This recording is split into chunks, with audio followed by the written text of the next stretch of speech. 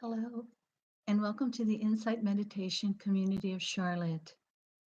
As we usually do when we meet together on Wednesday nights, we're going to begin with a 30-minute silent sit. So I'm hoping you can all hear me. This is the first time I've done this. And what I'd like to ask you to do is just get comfortable in your chair, on your cushion there at home. And I'd like to begin with a few words by a Rinpoche who lives in Tibet, Kyogang, about meditation. And so, why don't you close your eyes and we'll go into our meditation afterwards. He says, you don't need to be an excellent meditator to start with. All you need to do is have your heart and mind make the following agreement. That's rest. There's no reason right now to wander around following thoughts or worrying. Let's be relaxed and open. There's not even any need to shut down your thoughts. Just be there with them. Let there be total openness and just relax with that. Don't struggle. Let whatever arises be and let it go.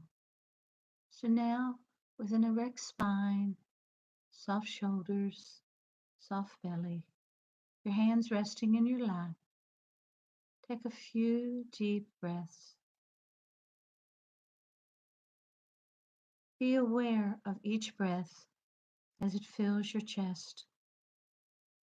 Let it soften the area around your throat. Let it soften the area around your heart. Let it soften the area around your belly.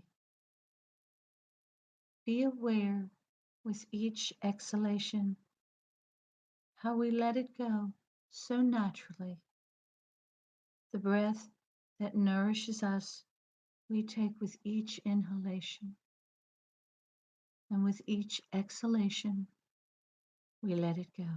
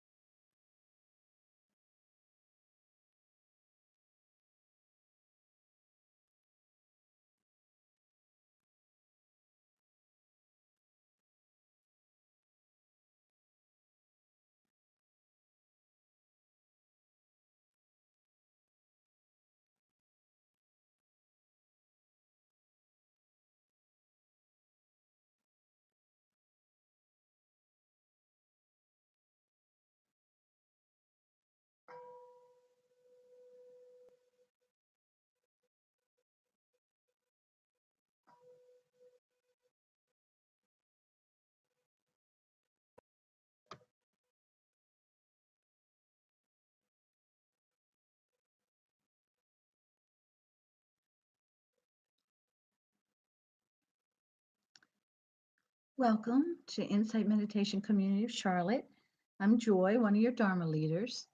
And this is our second week of coming together through YouTube, and we thank you all for joining us.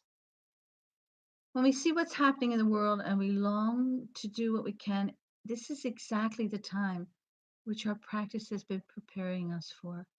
And if you're new to the practice, no more important moment to begin. May we all take refuge in our Sangha and the Dharma as our hearts go out to each other and to the world. Tonight we will continue with our regular schedule, but things will be a little bit different timing wise. There'll be a little less time on the Dharma talk and a little more on metta. And I'm really pleased to say that tonight for our Dharma talk, I'll be reading some personal reflections Joe Parisi has on coping with the world's pandemic. Um, Joe would like to have been with us tonight, but the timing didn't work out, and he hopes to join us, and maybe it'll even be in person in the near future. So, Joe is one of our most beloved Dharma guests, leaders, and he holds a PhD in psychology with over 40 years of interest in meditation and mind body health. While serving as the director of psychology and mind body behavioral medicine at Presbyterian Hospital, he established their Center for Mind Body Health, and he co founded the Center for Integrative Medicine. Today, we know that many healthcare professionals recognize the importance of meditation. And Joe was a trailblazer introducing meditation to psychiatric units. He was actually the person who led Charlotte's first mind body stress reduction program. Joe's in private practice. As you can see, we couldn't have a more qualified teacher in these times. So I just want to make one note before his talk, and that is Joe used the term gata, and some of you may not be familiar with this term, although it's used in contemporary Buddhist practice. And I want to thank Thea for providing the following definition. A gata is recited, usually mentally, not aloud, in rhythm with the breath as part of mindfulness practice, either in daily life or as a meditation or meditative study. Because we know something intellectually doesn't mean we know it emotionally. That life can change on a dime is probably a phrase we have heard many times, but it's not until we experience a dramatic life change that we emotionally know this reality. COVID-19 is such an event for me. I expect it is for most of us, with feelings of apprehension, fear, and uncertainty rising up into our consciousness. Those of us fortunate enough to have encountered the teachings of mindfulness can now turn to our practice to help protect ourselves and others. In this spirit, I offer what has been most helpful to me in my mindfulness practice since the epidemic began. Remembering and re remembering that our basic practice is to come back to the present moment is foremost. If you're like me, you're finding your imagination repeatedly going down a number of rabbit holes, each one more frightening than the last. It is only when I catch what my mind is doing and bring my awareness back to the present moment that I am able to calm myself. This typically involves bringing my awareness back to my breath, although another sensory modality can suffice. Looking at the flowers blooming as I write this, or focusing on sounds around me, can only happen in the present. Once in the present, I can ask myself what I need and what do those around me need. I can also practice distancing myself from the various storylines my mind is creating by labeling them as such. I just had a fantasy about whatever your fantasy might be. Thich Nhat Hanh, the Zen Buddhist monk, says, quote, "The present moment is our true home," practice as repeated homecomings. I also find it helpful to remember what Nhat Hanh said about the people trying to escape Vietnam after the war, who were often the victims of pirates, drowning, and starvation. The people may panic and boats may sink, but even if one person can remain calm, lucid, knowing what to do and what not to do, he or she can help the boat survive. Our world is something like a small boat. We need people who can sit still and be able to smile, who can walk peacefully. We need people like that in order to save us. Mahayana Buddhism says that you are that person, that each of you is that person. End of the quote. Practicing the second wing of mindfulness, bringing loving kindness and compassion to myself and others, has been an important source of strength and stability for me the past several weeks. Welcoming and accepting my fears and anxieties with as much caring and compassion as I am able is my practice. This does not mean letting my fears and anxieties control or kidnap me, but rather to bring my awareness to them and to embrace them with the same caring and compassion a mother and father embrace their crying baby. I often work with gatas to help me in this process, such as breathing in, I am aware of my anxious mind. Breathing out, I smile and bring my caring to my anxious mind. Finally, I would like to share with you this poem by Laura Kelly Finucci, which captures Finally, I would like to share with you this poem by Laura Kelly Finucci, which captures what I hope for. When this is over, may we never again take for granted a handshake with a stranger, full shelves at the store, conversations with neighbors, a crowded theater, Friday night out, the taste of communion, a routine checkup, the school rush each morning, coffee with a friend, stadium roaring, each deep breath, a boring Tuesday, life itself. When this ends, may we find that we have become more like the people we wanted to be, we were called to be, we hoped to be, and may stay that way, better for each other because of the worst. Thank you, Joe, for your words of wisdom. So we have a number of people here, and um,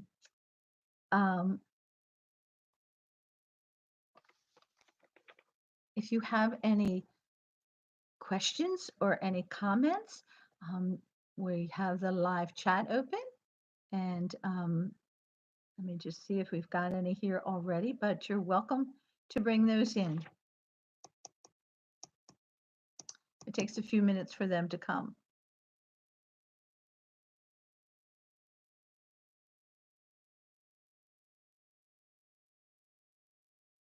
So that's wonderful. It's actually 65 and not 67.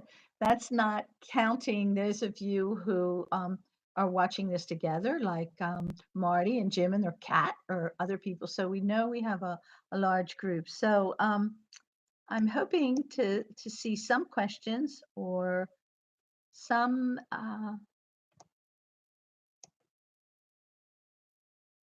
comments that you might.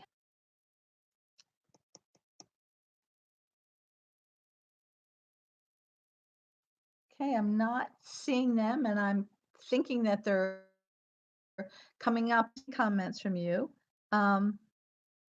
And I do have a question here now. It says, will this be on the website for us to reread what Joe has written?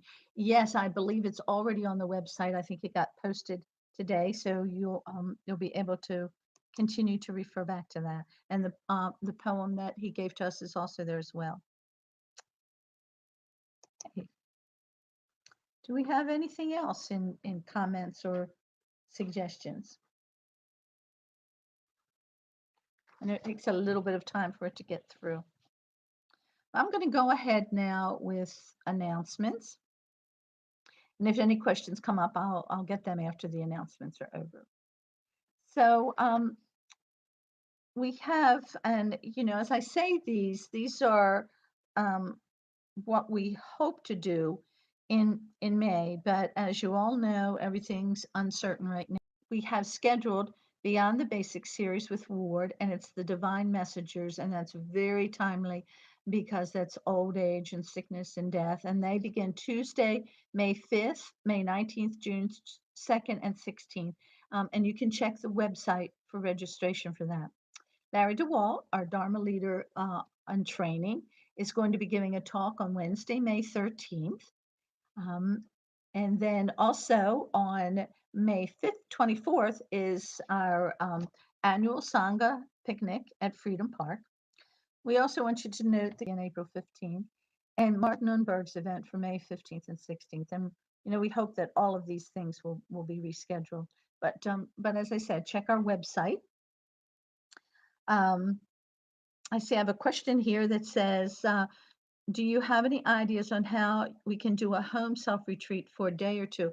Yes, and actually, I've gotten a number of emails for people who are offering half day or day long retreats online. Sometimes there are recordings from previous retreats that you can listen to the entire thing, or listen to if there's a class that you've been wanting to take, then you can set aside the time, make sure you both walking and sitting meditation, and then listen to a talk, a Dharma talk that you might like to hear, and try to spend the throughout the day doing that. And I think that can help you. Mm, Okay. Um, and I think our newsletters came out today. And I also want to take this time to thank Elizabeth for all her technical knowledge and helping us to be able to bring us all together on YouTube. So, um, what I'd like to do now is I'd like to move us on to our metta practice. And although we can't practice in person, it's really good to remember that metta cultivates the natural capacity for an open heart and a deepening of connection with all beings, regardless of the location.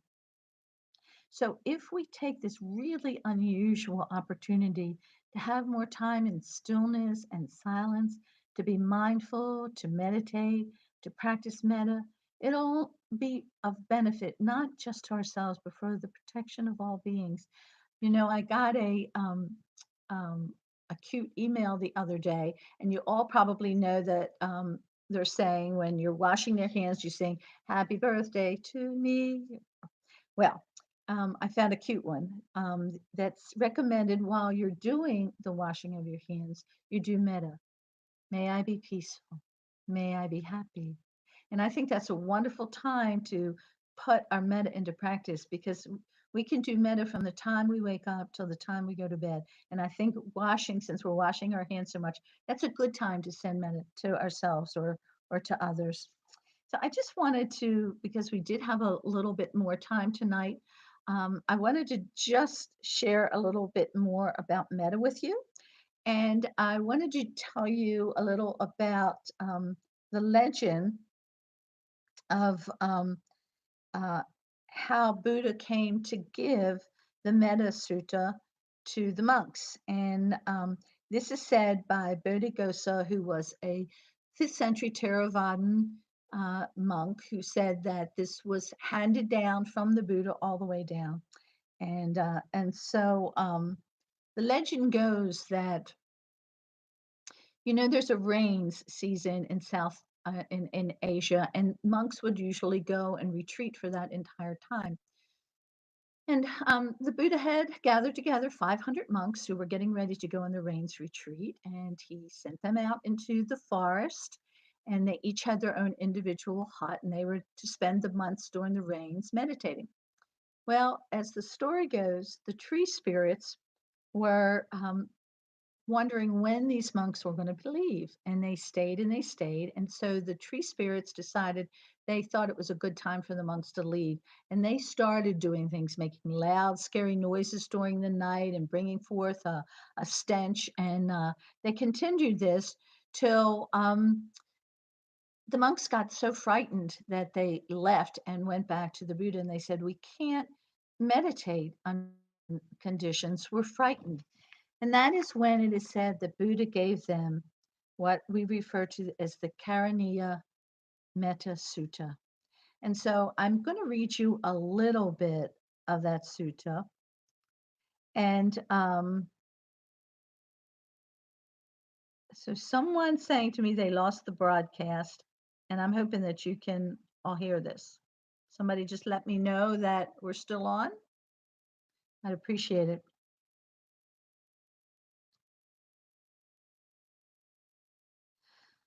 Okay, I'm going to hope we're still on. Um, okay, great. So this Karaniya Metta Sutta that the Buddha gave to his monks. It's the Sutta Nipata. And I'm going to just read you a little bit of it, sections of it.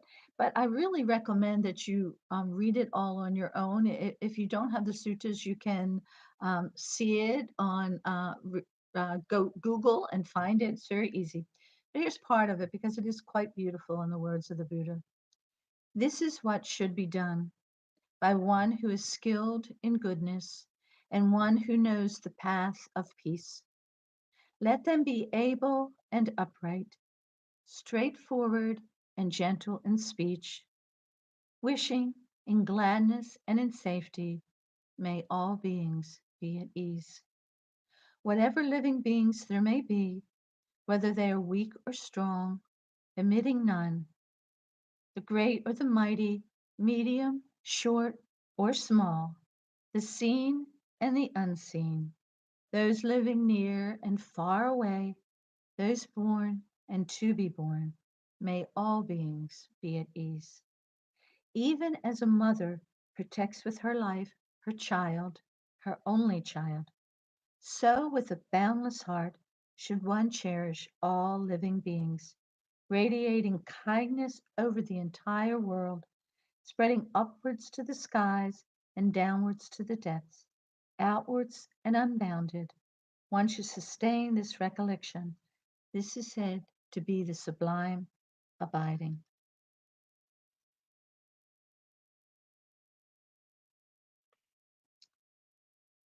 Thank you all for those who wrote that you're able to still hear me. So now let's do our metta practice. And one should try to be comfortable when they're doing metta, alert but comfortable. And you might want to put your hand on your heart. And I'd like you to bring to mind a time when you felt love, unconditional love. Um, it could be when you received it, or perhaps when you provided it. Um, it could be a loved one in your life, an extraordinary pet, a space or place you've been in, a writing or a poem, whatever brings within you a deep sense of love. And from that space, then let's begin our metta practice. Please, at this time, take a moment to say out loud the names of a person or persons or a place to whom you'd like to send metta, particularly. Larry, Sabrina.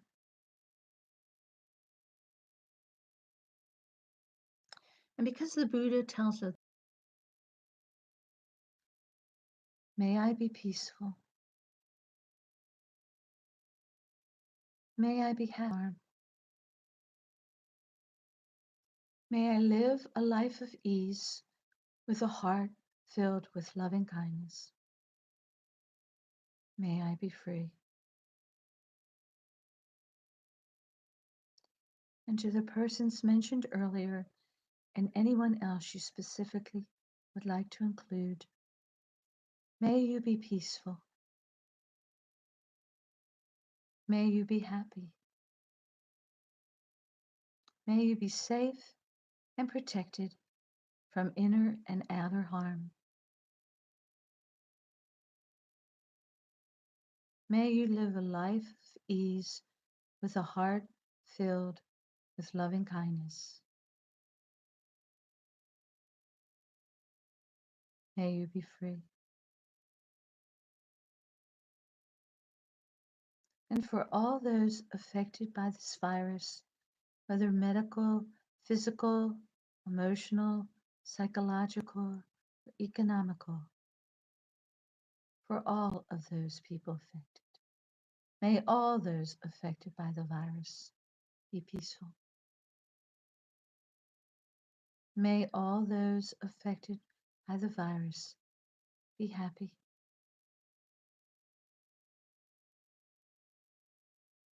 May all those affected by the virus be safe and protected from inner and outer harm.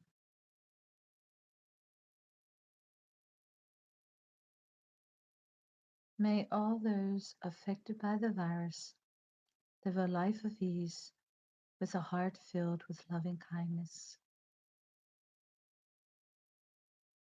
May all those affected by the virus be free. Now, for all beings everywhere, may all beings be peaceful. May all beings be happy. May all beings be safe and protected from inner and outer harm.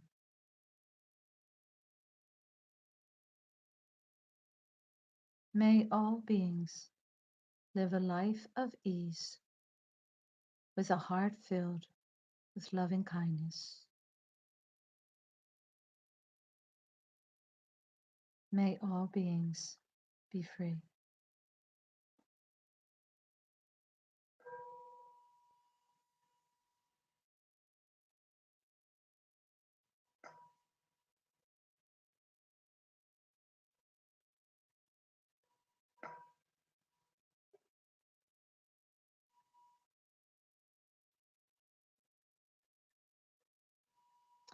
Thank you all so much for joining us tonight.